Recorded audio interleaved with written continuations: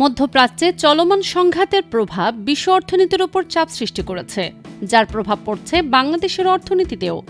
এমন পরিস্থিতিতে সরকারি কর্মকর্তা কর্মচারীদের জন্য প্রস্তাবিত নতুন পে স্কেল একযোগে বাস্তবায়নের পরিবর্তে ধাপে ধাপে কার্যকর করার সিদ্ধান্ত নিয়েছে সরকার।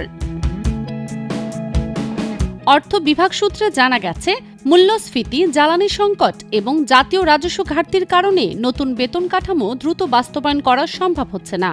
তাই সরকারের পক্ষ থেকে ধীর গতিতে এবং পর্যায়ক্রমে পে স্কেল বাস্তবায়নের পরিকল্পনা নেওয়া হয়েছে। এতে একদিকে সরকারি কর্মকর্তা কর্মচারীদের বেতন ও সুবিধার ওপর হঠাৎ চাপ তৈরি হবে না, অন্যদিকে দেশের সামগ্রিক অর্থনৈতিক স্থিতিশীলতাও বজায় রাখা সম্ভব হবে।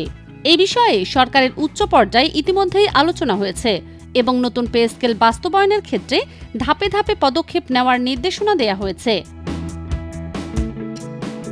সরকারের মতে, বর্তমান অর্থনৈতিক বাস্তবতায় দেশের সব সরকারি কর্মকর্তা কর্মচারীর বেতন একসঙ্গে পরিবর্তন করা কঠিন।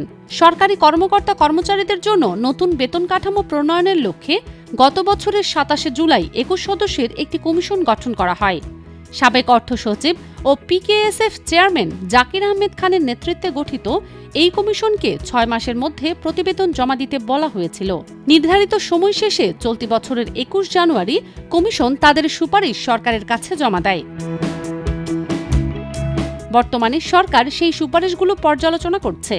অর্থমন্ত্রী আমির খসরু মাহমুদ চৌধুরী জানিয়েছেন, কমিশনের সুপারিশ অনুযায়ী নতুন পে স্কেল বাস্তবায়নে কত অর্থ ব্যয় হবে এবং তা দেশের অর্থনৈতিক পরিস্থিতির সঙ্গে কতটা সামঞ্জস্যপূর্ণ সেসব বিষয় খতিয়ে দেখা হচ্ছে।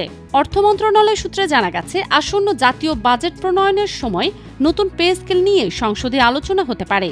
সরকারের লক্ষ্য হল অর্থনৈতিক চাপ সামলে ধীরে ধীরে সরকারি কর্মকর্তা কর্মচারীদের জন্য একটি হালনাগাদ ও কার্যকর বেতন কাঠামো চালু করা।